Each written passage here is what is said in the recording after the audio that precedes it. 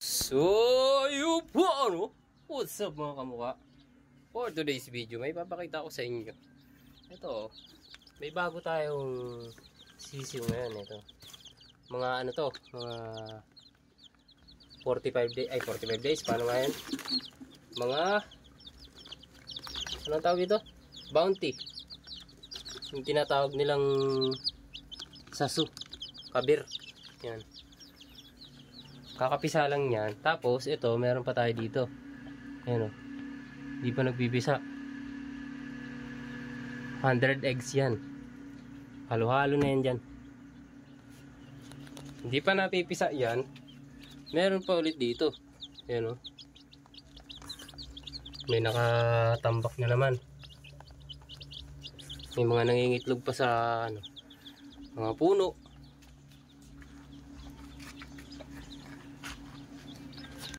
Ito naman yung ano natin, yung bago nating pato. Yan o, ganda nyan.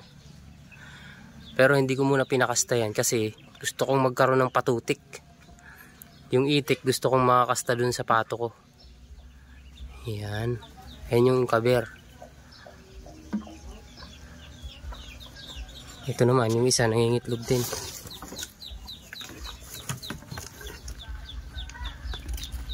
Panangitlog dito. Meron pa naglilimlim doon. Yan, tinakpan ko lang kasi maulan dito.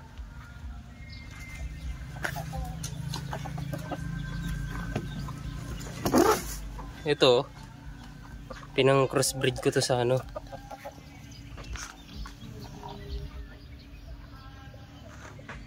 Yan. Crossbreed ko yan sa sasu, dun sa nangingitlog na yun. Ito yung ano nila, yung lumabas. Yan yun. Tapos ito naman yung mga itik natin. Ano? Yan na yung puti nating itik.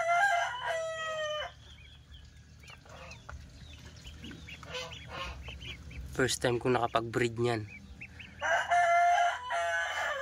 Tapos dito tayo sa ano. Magulo pa, di pa naayos eh. Ayusin din natin yan. Ito naman yung mga halo-halo natin. Pabo, itik, pato.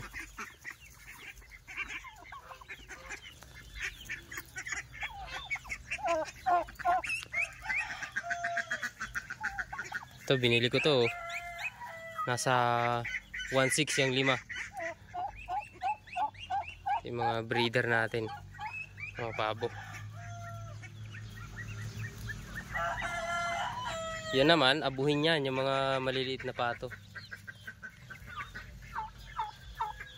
Doon yung mga paitlugan ko. Kinukuha ko yung itlog kasi kinakain minsan ng ano, kinakain minsan ng mga aso.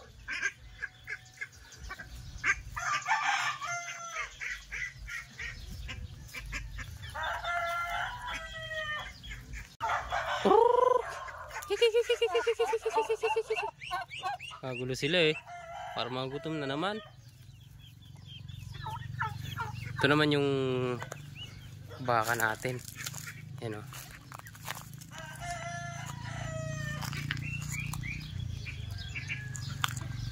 Yun yung isa. Inahin. Hindi na ako pupunta doon. Malayo na. Ito naman yung kalabaw natin.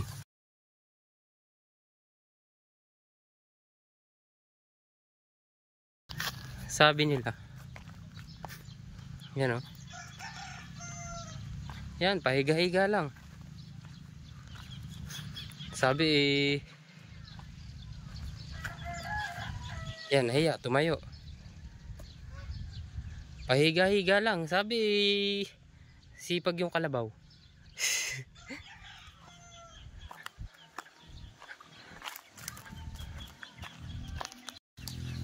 Ito naman, ito yung mga 45 days natin.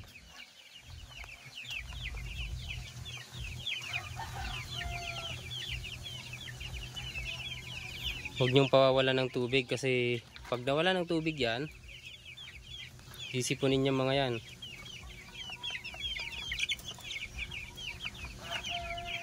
Ito pa yung iba. Pwede na itong ibenta. Dito ay ano to, wala ngayon kasi kinatay na yung iba yan. O-order na ulit kami ng sisiw. Yung mga yan. Ito, wala na naman tubig. Palit ulit tayo. Ito naman yung ano natin, mga biik. Malaki na.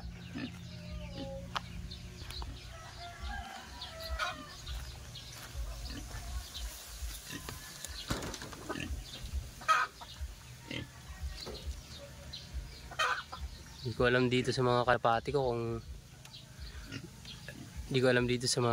ko kung babae ba to o mga lalaki. Wala, tagal na nila hindi pa nagkakastahan eh.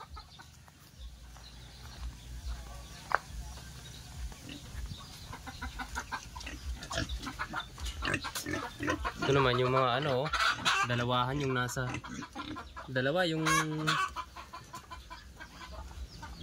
nasa isang pugad.